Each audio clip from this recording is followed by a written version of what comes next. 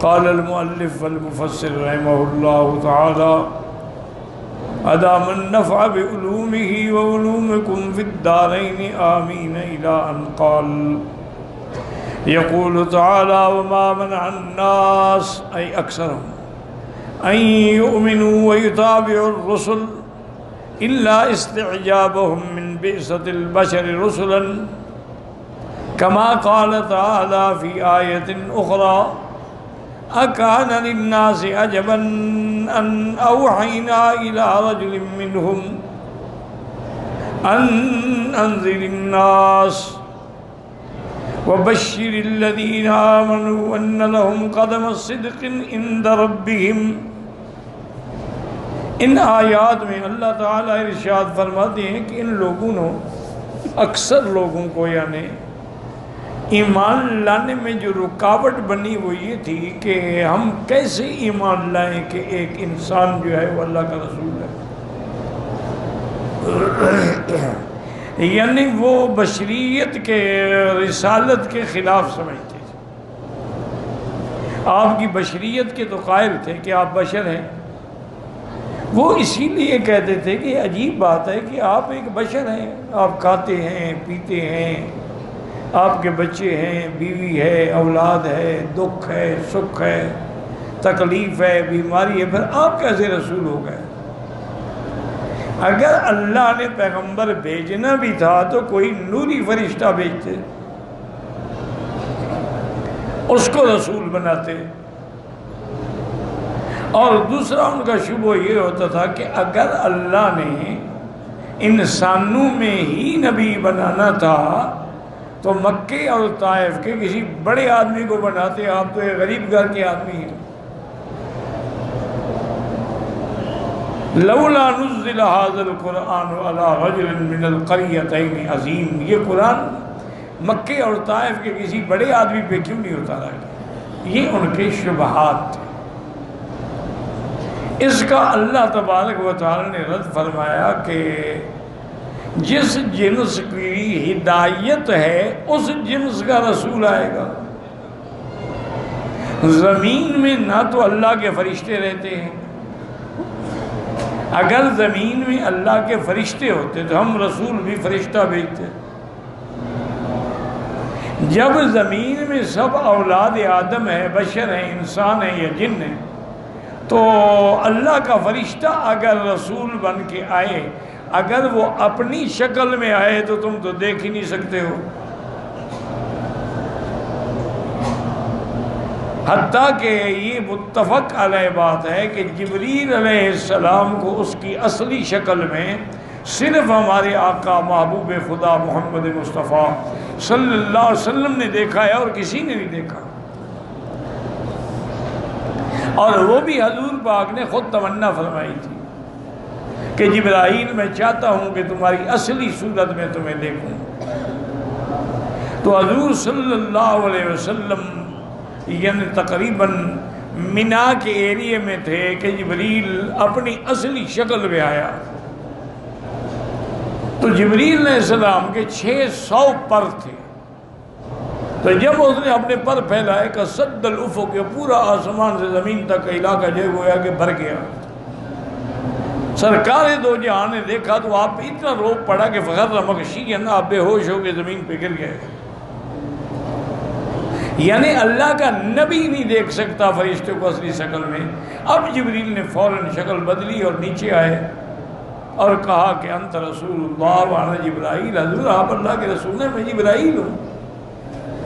آپ فرمایا جبرائیل تمہارے اتنے پر ہیں؟ اور نے کہا میرے آقا بات یہ ہے کہ اللہ کے ایسے فرشتے بھی ہیں جن کے 5,000 ہزار پر ہیں، میرے تو صرف 600 پر ہیں۔ تو اب اگر اللہ کسی جبریل کو یا کسی ملک کو بھیجتے، کیا وہ اپنی اصلی شکل میں آتا؟ تو آپ دیکھ ہی نہیں سکتے۔ اگر وہ انسان کی شکل میں آتا تو آپ کو پھر وہی جھگڑا رہتا کہ جی یہ ظاہر میں انسان ہے لیکن اندر سے تو نور ہے، تو پھر بھی تو مسئلہ حل نہ ہوتا۔ یہ تو اللہ کا کرم ہے کہ اللہ نے ہماری جنس سے نبی بھیجا۔ اور یہی دعائے خلیل تھی کہ ربنا وابعث فیہم رسولا منہم، ان میں سے نبی بنا کے بھیج۔ اسی طرح اللہ نے فرمایا کہ لَقَدْ مَنَّ اللَّهُ عَلَى الْمُؤْمِنِينَ إِذْ بَعَثَ فِيهِمْ رَسُولًا مِّنْ أَنفُسِهِمْ، اللہ کا احسان ہے کہ اللہ نے تمہاری جنس میں سے رسول بنا کے بھیجا، کیونکہ جنس کے معاملات کو سمجھتی ہے، تو اس لیے بشر کی وجہ سے رسالت کا انکار کرنا جو ہے وہ کفر ہے۔ اور ساتھ یہ بات بھی یاد رکھیں کہ مشرکین مکہ جو ہیں وہ بشریت کے قائل تھے، رسالت کے منکر تھے، اور آج ہمارے بھائی جو ہیں یہ رسالت کے تو قائل ہیں لیکن بشریت کے منکر ہیں۔ ابھی آپ خود فیصلہ کریں کہ دونوں کے عقیدوں میں کیا فرق ہے۔ وہ کہتے تھے کہ بشر تو ہے رسول نہیں ہے، یہ کہتے ہیں رسول تو ہے لیکن بشر نہیں ہے۔ تو بشریت کا انکار جو ہے کفر ہے، یہ نص قطعی کا انکار ہے۔ ایک آیت میں نہیں، اللہ نے متعدد آیات میں فرمایا ہے کہ اللہ کے نبی انسان ہیں، اللہ کے نبی بشر ہیں، ان کی جنس میں سے ہیں، اور یہی کرم ہے اللہ کا کہ انہوں نے ہر عمل ہمیں کر کے دکھایا، روزہ رکھ کے دکھایا، نمازیں پڑھ کے دکھائیں، تراویح پڑھ کے دکھائی، اور اللہ کے احکام جتنے ہیں، عمرہ ہے، حج ہے، سب کا نمونہ پیش فرما دیا۔ تو اس لیے اللہ فرماتے ہیں کہ اچھا اسی لیے ایمان نہیں لے آتے ہو کہ رسول بشر ہے۔ اکان للناس عجبا، کیا لوگوں کو اس بات پہ تعجب ہے کہ ان اوحینا الی رجل منہم، کہ ان میں سے ایک بندے پہ ہم نے وحی بھیجی اور اس کو ہم نے حکم دیا کہ ان انذر الناس، لوگوں کو ڈرائیں اور جو مومن ہیں ان کو بشارت دیں۔ اسی طرح اللہ نے فرمایا ذالک بأنہ کانت تأتیہم رسلہم بالبینات فقالوا وبشر یہدوننا، ان سے پہلے جو ہم نے پیغمبر بھیجے معجزات کے ساتھ آئے، لیکن کہ اچھا یہ انسان بشر ہمیں ہدایت دیں گے۔ وقال فرعون وملؤہ انؤمن لبشرین مثلنا وقومہما لنا عابدون، فرعون اور اس کے سرداروں نے کہا اچھا ہم اپنے جیسے ایک بندے کی عبادت کریں، اور ان کی قوم تو ہماری غلام ہے اور یہ ہمارے لیے رسول بن کے آ گئے ہیں۔ وَكَذَلِكَ قَالَتِ الْأُمَمُ لِرُسُلِهِمْ، اسی طرح پہلی امتیں کہتی رہیں ان انتم الا بشر مثلنا، تم ہماری طرح انسان ہو، تريدون ان تصدونا عما كان يعبد آباؤنا فأتونا بسلطان مبين، اچھا تم صرف ہمیں اپنے خداؤں سے روکنا چاہتے ہو تو کوئی دلیل لے کے آنا، کہ اللہ کے پیغمبر ایک دلیل نہیں دلائل لے کے آئے، معجزات لے کے آئے۔ والآیات فی ھذا کثیرۃ، ثم قال تعالی منبہا علی لطفہ ورحمتہ بعبادہ انه يبعث اليهم الرسول من جنسهم ليفقهوا عنه ويفهموا منه تمكنهم من مخاطبته ومكالمته۔ اللہ نے فرمایا یہ اللہ کا لطف ہے، اللہ کی رحمت ہے کہ اللہ نے بندوں میں سے انسان کو رسول بنا کے بھیجا تھا کہ ان کی کلام کو سمجھ سکیں، عمل بھی کر سکیں۔ وَلَوْ بَعَثَ إِلَى الْبَشَرِ رَسُولًا مِنَ الْمَلَائِكَةِ لَمَا اسْتَطَاعُوا مُوَاجَهَتَهُ وَلَا الْأَخْذَ عَنْهُ، اور اللہ تبارک و تعالیٰ اگر انسانوں میں کسی فرشتے کو رسول بنا کے بھیجتے نہ تو اس کے سامنے جا سکتے نہ اس سے بات کر سکتے۔ کما قال تعالیٰ لقد من اللہ علی المؤمنین اذ بعث فیہم رسولا من انفسہم، اسی طرح اللہ نے فرمایا لقد جاءکم رسول من انفسکم، اسی طرح اللہ نے فرمایا کما ارسلنا فیکم رسولا منکم یتلو علیکم آیاتنا ویزکیکم ویعلمکم الکتاب والحکمت ویعلمکم ما لم تکونوا تعلمون فاذکرونی اذکرکم، تم مجھے یاد کرو میں تمہاری درخواستیں حاجتیں پوری کروں گا، واشکروا لی ولا تکفرون، میری نعمتوں کا شکر کرو انکار نہ کرو۔ فلہذا قال ہا ہنا قل لو کان فی الارض ملائکۃ یمشون مطمئنین، اے اگر زمین میں فرشتے آباد ہوتے جیسے تم ہو، لنزلنا علیہم من السماء ملکا رسولا ای من جنسہم فلما کنتم انتم بشرا بعثنا فیکم رسلنا منکم لطفا ورحمتا، چونکہ تم یہاں زمین میں انسان رہتے ہو تو یہ ہمارا لطف و کرم ہے کہ تمہاری ہدایت کے لیے تمہاری جنس سے پیغمبر بھیجا۔ اور اللہ نے فرمایا میرے مدنی آپ اعلان کر دیں، قل کفا باللہ شہیدا بینی و بینکم، میرا اللہ کافی ہے۔ میری گواہی جب اللہ نے دے دی ہے کہ میں اللہ کا رسول ہوں تو اللہ کی گواہی کے بعد کسی کی کیا ضرورت ہے؟ انہو کان بعبادہ خبیرا بصیرا، اللہ جانتے ہیں، اپنے بندوں کو جاننے والے ہیں کہ کون ہدایت کا مستحق ہے اور کون ہدایت کا مستحق نہیں ہے۔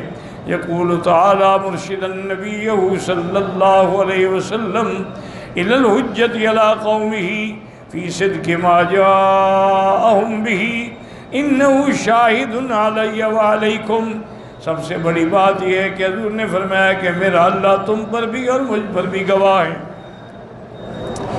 عالم بما جئتکم بہ، وہ جانتے ہیں جو میں لے کے آیا ہوں۔ فلو کنت قاذبا علیہ لانتقم منی اشد الانتقام، اگر نعوذ باللہ میرا جھوٹا دعویٰ ہوتا تو اللہ سخت بدلہ لیتے۔ کما قال تعالی ولو تقول علینا بعض الاقاویل، اگر خود حضور کچھ بنا کے پیش کرتے لاخذنا منہ بالیمین ثم لقطعنا منہ الوتین، تو ہم دائیں سے پکڑ کے ان کی گردن کاٹ دیتے۔ وَقَوْلُوا إِنَّهُ كَانَ بِعِبَادِهِ خَبِيرًا بَصِيرًا، اے علیمًا بِهِمْ، اللہ جانتے ہیں اپنے بندوں کو، بِمَنْ يَسْتَحِقُّ الْأَنْعَامَ وَالْإِحْسَانَ وَالْهِدَایَةَ، کون انعام احسان اور ہدایت کا مستحق ہے اور کون شقاوت اور گمراہی کا مستحق ہے۔ بلہذا قال وَمَنْ يَهْدِ اللَّهُ فَهُوَ الْمُهْتَدِ، جس کو اللہ ہدایت دے اسی کو ہدایت ملتی ہے۔ وَمَنْ يُضْلِلْ فَلَنْ تَجِدْ لَهُمْ أَوْلِيَاءَ مِنْ دُونِهِ، اور جس کو اللہ گمراہ کریں اللہ کے سوا کوئی نہیں دوست جو ان کو ہدایت دے۔ وَنَحْشُرُهُمْ يَوْمَ الْقِيَامَةِ عَلَى وُجُوهِهِمْ، ہم قیامت والے دن ان کو سروں کے بل کھڑا کریں گے۔ عُمْيًا، اندھے بھی ہوں گے، وَبُكْمًا، اور بولتے بھی نہیں ہوں گے، وَصُمًّا، سنتے بھی نہیں ہوں گے۔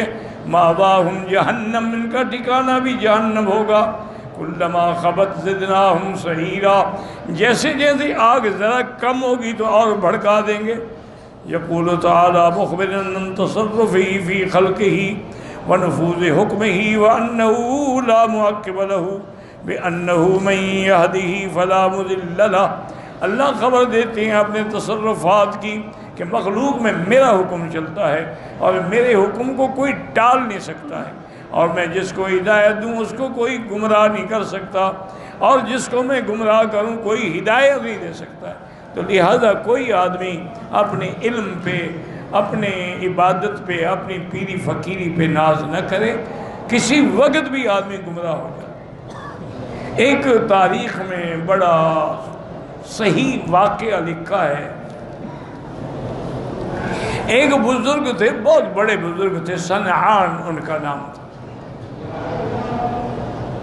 وہ اپنی مریدوں کی جماعت کو لے کے حج کے لیے روانہ ہوئے۔ ان کا راستہ اس طرح تھا کہ وہ پہلے مدینہ شریف میں حاضر ہوں گے پھر حج میں۔ اس زمانے میں سفر جو ہے اونٹوں پہ ہوتے تھے، اونٹ، گھوڑے، خچر، گدھا، پیدل۔ اسی اثناء سفر میں ایک مقام پر جب آئے، بھئی آرام سے بیٹھو، کیسے بیٹھے ہوئے ہو؟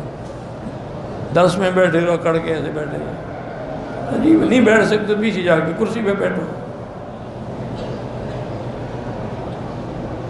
تو راستے میں ایک بستی پہ ان کا گزر ہوا، وہاں وہ تھک گئے تھے، انہوں نے کہا بھی ایک دو دن قیام کرتے ہیں۔ اللہ کی شان ہے کہ اس بزرگوں کی ایک نصرانی عورت پہ نظر پڑی، وہ اتنی خوبصورت تھی کہ آپ دیکھتے ہوئے ہی فتنے میں مبتلا۔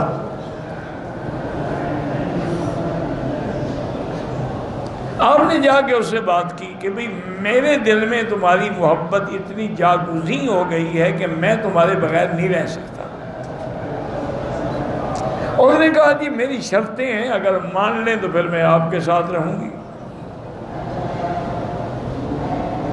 اور انہوں نے بتاؤ کیا شرط؟ انہوں نے کہا ایک شرط تو یہ ہے کہ یہ جو ہماری عیسائیت کا صلیب ہے، زنار ہے، ایک تو گلے میں آپ یہ ڈالیں. دوسرا اللہ کے قرآن کی بے حرمتی کریں. تیسری شرط یہ ہے کہ شراب پینا شروع کریں.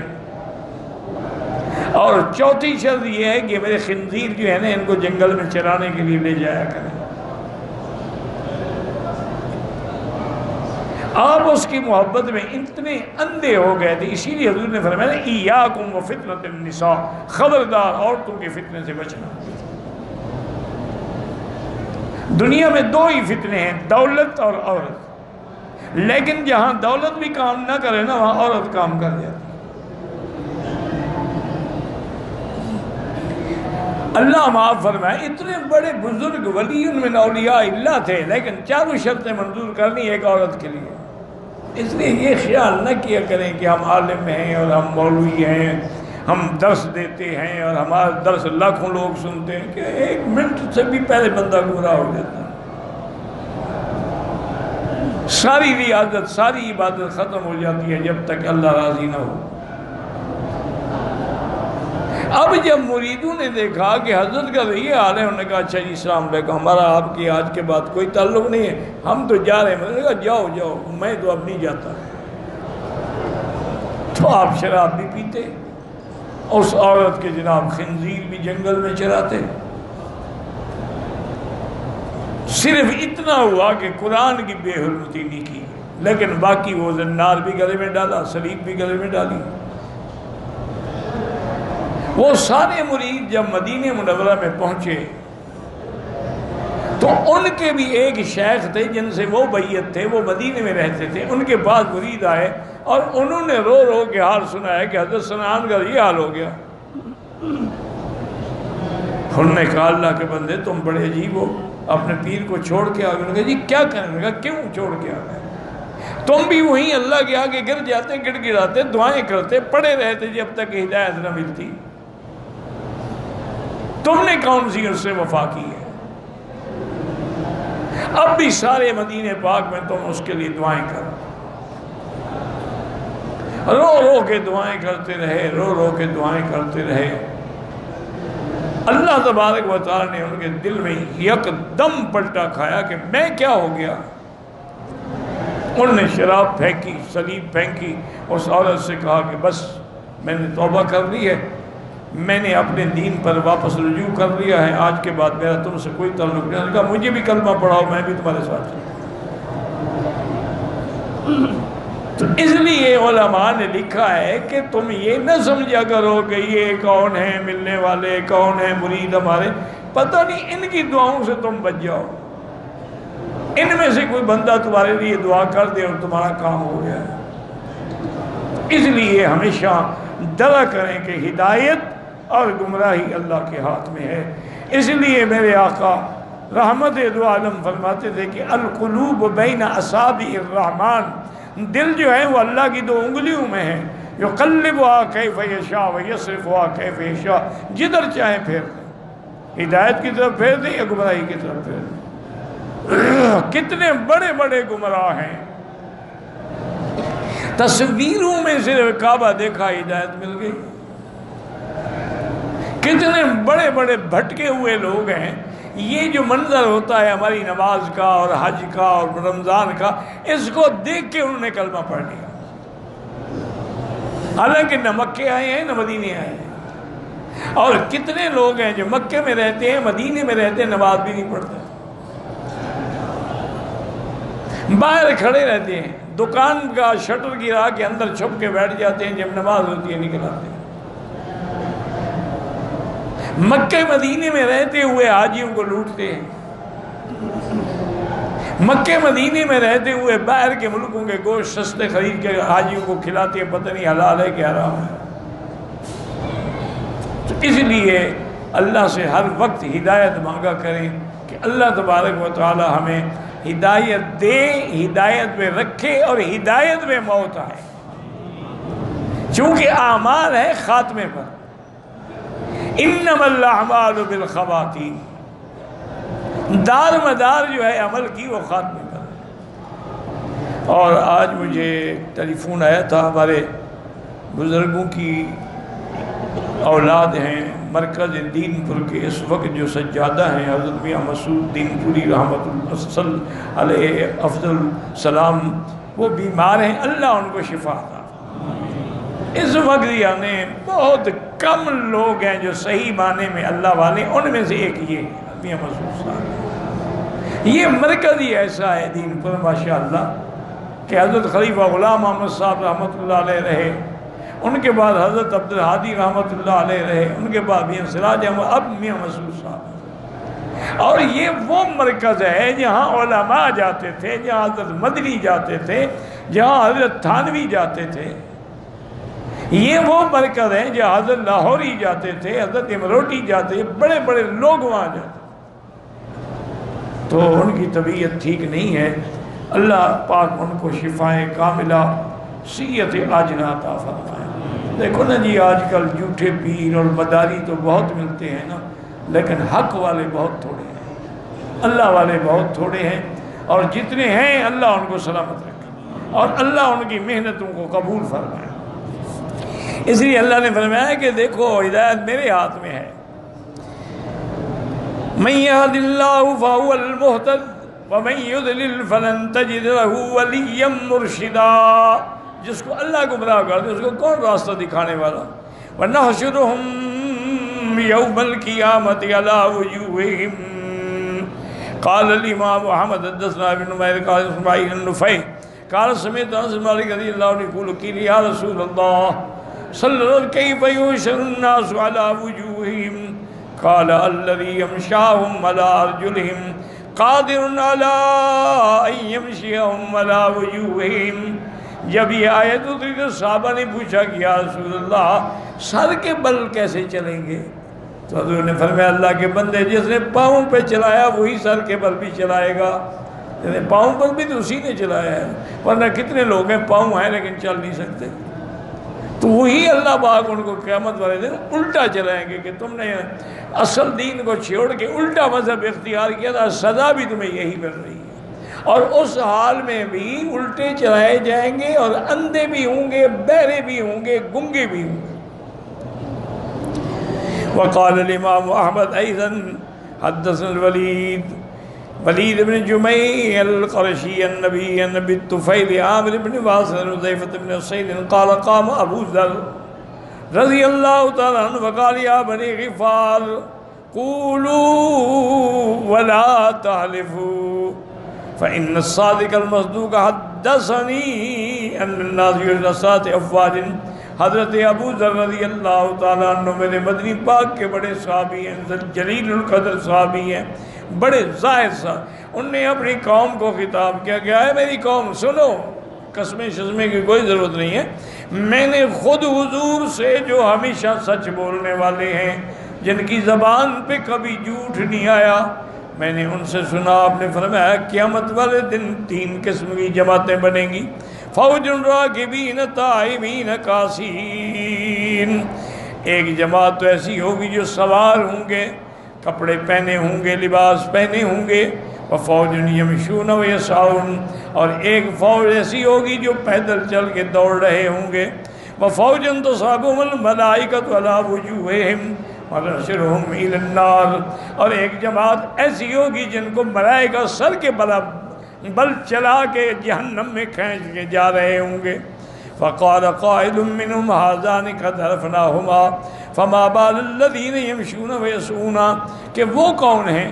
قال يلقي الله عز وجل الآفة على الزهر حتى لا يبقى زهر حتى ان الرجل تكون له الحديقة والمعجبة فيؤتيها بالشارع في ذات القدر فلا يقدر عليها۔ اللہ تبارک و تعالی جب چاہتے ہیں تو آفت کوئی بھیج دیتے ہیں، پھر بندہ کچھ بھی نہیں کر سکتا، جیسے باغ ہو عجیب، لیکن ایسی اللہ کی طرف سے عذاب آئے کہ پھر اس پر وہ کچھ بھی نہ کر سکے، نہ بچا سکے۔ عمیاً لا یبصرون، اندھے، بکمن لا ینطقون بولیں گے نہیں یعنی گنگے، سمن بہرے، لا یسمعون وہذا یکون فی حال دون حال جزاء لہم کما کانوا فی الدنیا بکما وعمیا وصما عن الحق، چونکہ دنیا کے اندر وہ حق سے اندھے بھی تھے، بہرے بھی تھے، گنگے بھی تھے، نہ حق دیکھتے تھے، نہ سنتے تھے، نہ حق پر بولتے تھے۔ فَجُوزُوا فِي مَعْشَرِهِمْ بِذَلِكَ أَحْوَجَ مَا يَحْتَاجُونَ إِلَيْهِ مَأْوَاهُمْ وَمُنْقَلَبُهُمْ وَمَصِيرُهُمْ جہنم، ٹھکانہ کیا جہاں کُلَّمَا خَبَتْ سَاكَنَتْ، یعنی کچھ اگر آگ میں ٹھہراؤ آئے گا فوراً بھڑکا دی جائے گی۔ وَزِدْنَاهُمْ سَعِيرًا لَهَبًا وَوَهْجًا وَجَمَرًا، اب اللہ آگ کو اور بھڑکا دیں گے۔ کما قال وذوقوا فلن نزيدكم إلا عذابا۔ اللہ